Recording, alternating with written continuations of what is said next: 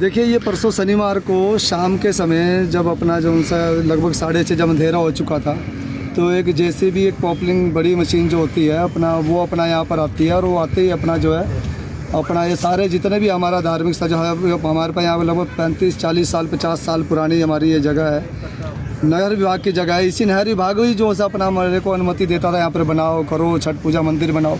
लेकिन क्या हुआ कि भाई शाम के टाइम जब अपना ये आया तो ये लोग सारा ये हमारे जो घाट है, हमारे जो मंदिर है, छठ मैया के जो पूजा का स्थान है, वो सारे के सारे अपना जो सा तोड़ दिए इन्होंने। और तोड़ने के बाद सारों को ला के अपना जो सा जमुना में गिर रहे। इतने में कुछ जो दशमेश कॉलोनी के लोग हैं वो सब लोग यहाँ पर अपना आए, उसके सामने खड़े, भाई क्यों तोड़ रहा है तू, किसने तुझे परमिशन दी? तो यहाँ कोई भी अधिकारी उपस्थित नहीं था। बाद में जब अधिकारियों से पूछा गया तो कहते भाई साहब हमें इसको मालूम नहीं है, हमने नहीं कहा इसको यहाँ पे देवी के स्थान को तोड़ने के लिए।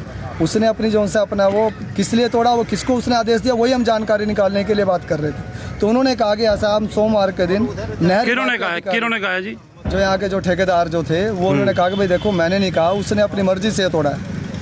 तो फिर हमने कहा कि भाई अपना ऐसा अधिकारी को बुलाओ इसके, नहीं तो हमारे को जो सा अपना फिर इसमें हम लोग इस पर एक्शन लेंगे, सीएम साहब से बात करेंगे सीधा इसके अंदर। क्योंकि हमारे जो भाजपा पूर्वांचल प्रकोष्ठ जो सा है उसका मैं प्रदेश का अध्यक्ष हूँ।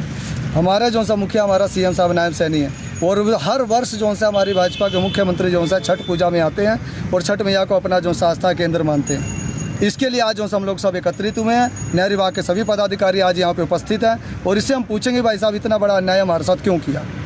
जो विभागीय अधिकारी है उनका क्या कहना है? देखिए, बहुत साफ सी बात है, विभागीय अधिकारी जो सी हैं उसमें मेरी एसडीओ साहब से बात हुई थी। वो कहते हैं देखिए इसके बारे में मुझे सूचना प्राप्त अभी तक नहीं है, मैं मौके पे जाऊंगा और सारी हालात देखूंगा और जैसा भी सही निर्णय होगा मैं आपके पक्ष में खड़ा रहूंगा। विभाग की ओर से किसी ने संपर्क किया आपसे? विभाग की तरफ से मुझे एसडीओ साहब ने संपर्क किया। क्या नाम है उनका? उनका नाम है अजय कटारिया जी। क्या कहा जी अजय कटारिया जी ने? अजय कटारिया जी ने ये कहा कि भाई देखिए इसके अंदर जो पीछे जो छठ पूजा अपना जो हुई है इसके अंदर वो भी अपना जो सा पिछले 3-4 दिनों से यहाँ पे सेवाएं देते रहे हैं। ये भी मैं इसको भी मैं भी अच्छी तरीके पूजता हूँ, मानता हूँ, अपनी सेवा करता हूँ। यहाँ पर आप लोग साथ अन्याय नहीं होने दूंगा, जो भी सेवाएं जो गलत हुआ है उसको मैं ठीक करके दूंगा। मेरा सोम प्रकाश नाम है जी।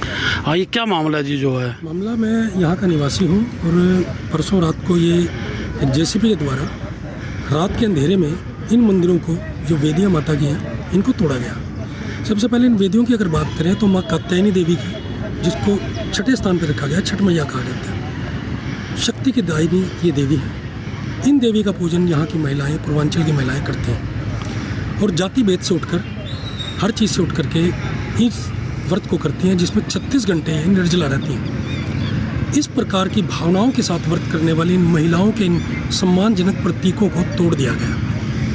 इसको देखिए, हम एक चीज़ मानते हैं कि ये सरकारी ज़मीन पर है। इसका एक रास्ता था कि सरकार यहाँ पे आके अधिकारी आते और उनसे संपर्क करते, ये विधिवत पूजन करके इसको अपने आप हटाते, सम्मान के साथ हटाते। अब ये दुर्गति आप देख रहे हो किस तरह से भगवान के ये प्रतीक हैं, ये यहाँ पड़े हुए हैं जमुना के जल में और यहाँ गंदे नाले का पानी है।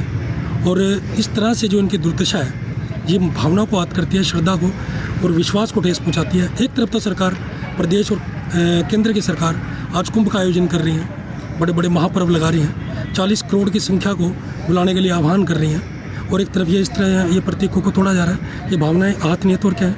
रामराज की बात करने वाली सरकार के पदाधिकारी को उस पर संज्ञान लेना चाहिए।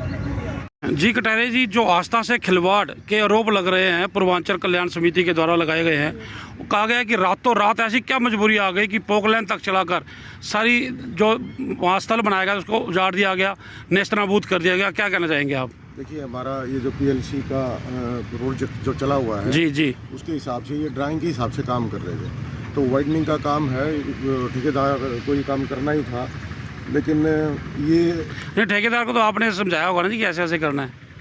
ठेकेदार के पास ड्राइंग होती है पूरा और उसके हिसाब से वो ठेकेदार के पास इंजीनियर भी होता है जी, तो उसके हिसाब से वो काम करेगा। घटना शनिवार की है।